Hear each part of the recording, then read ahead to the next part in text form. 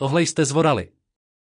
Top rozhovory s lídry biznesu a poučení z jejich neúspěchů a úspěchů, kterou napsala Alice Hlitková a přečetl ji pro vás Jakub Novák.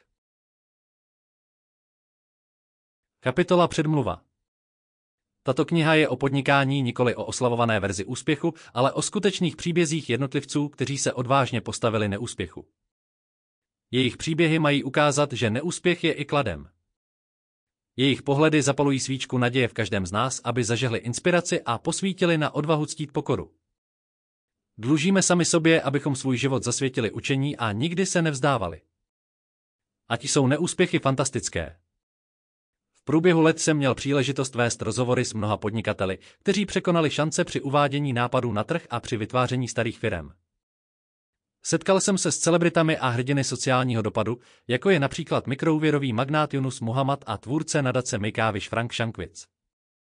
Vedl jsem také rozhovory s politiky a podnikateli, z nichž mnozí byly ženy, které formovaly a lepily kultury, aniž by žádali o uznání. Má to svůj důvod. Mnoho lidí zůstává v anonymitě, protože chtějí něco udělat, aniž by na sebe upozornili. Také nechtějí, aby jejich přátelé a rodinní příslušníci věděli, co dělají, a vyhnuli se tak diskriminaci. Důležitější je, že dohody o mlčenlivosti NDA brání výměně informací, například o dynamice týmu a pověsti. Z důvodu ochrany totožnosti jsem změnil jména osob, subjektů a míst s drobnými úpravami řady událostí, které vedly k incidentům. Proto byly rozhovory pečlivě vybírány na základě individuální ochoty poskytnout dokumentaci. V některých případech bylo pískáno na píšťalku, v jiných byly informace vynechány. Díky tomu, že podnikatelé dostali bezpečný prostor k zamyšlení a čerpali z něj zkušenosti, začaly se objevovat vzorce, jako je dodávání neúplných nebo neprůhledných smluv, riskantní investice, ignorování due diligence a důvěra v nesprávné investory. Každý účet zkoumá jedinečné selhání, které není specifické pro žádné odvětví. Často se jedná o chybu, která byla zpočátku malého významu, postupně se hromadila, aby se stala větší a závažnější a nakonec se změnila v začarovaný kruh. Doufám, že si chyby dokážete vyložit sami a rychle zvrátit vzorec. Každé poučení je shrnuto do jedné věty, která vás nechá v klidu, protože se pokusím vyvodit šťastný konec. Doufám, že se budete těšit, až budete listovat stránkou, aniž byste se cítili příliš znechuceni. Poznámka na závěr: dotazovaní podnikatelé si přáli, abych zůstal u vtipného názvu. Tím, že se přivedeme k smíchu, můžeme dosáhnout čehokoliv, navzdory těžkostem. Kapitola 1. Poradci. Poradci jsou pro investory strážci. Když je zapomenete zapojit, klíč už není váš. Pedro začal podnikat již v raném mládí a od té doby se stal známým technologem a poradcem v Latinské Americe. Na své cestě viděl, že začínající podnikatelé dělají stále stejné chyby, pálí mosty se svými poradci.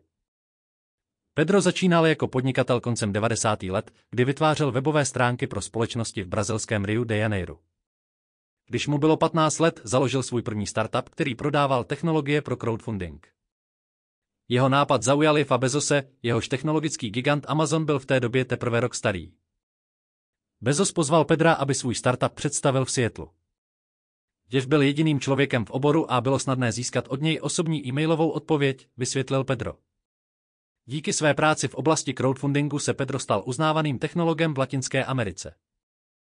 Pomáhal více než 30 začínajících podniků se strategií, rozvojem podnikání a získáváním finančních prostředků.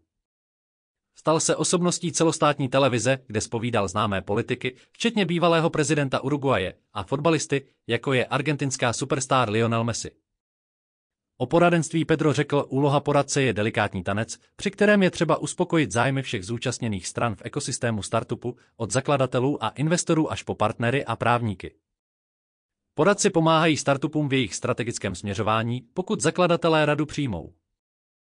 Pedro dále vysvětlil: stáváme se zprostředkovateli a ve většině zemí, s výjimkou Spojených států, je zprostředkování obchodů zcela legální. Upozornil však, že přísné zákony o cenných papírech v USA takové obchody omezují. Země zakazuje fyzickým osobám přijímat a vydělávat procenta z investic, aniž by měli příslušnou licenci k obchodování s cennými papíry. Pedro zmínil: problém je, že jakmile zakladatelé získají kapitál, přeruší komunikaci se svými poradci a volají jim, jen když jsou v úzkých.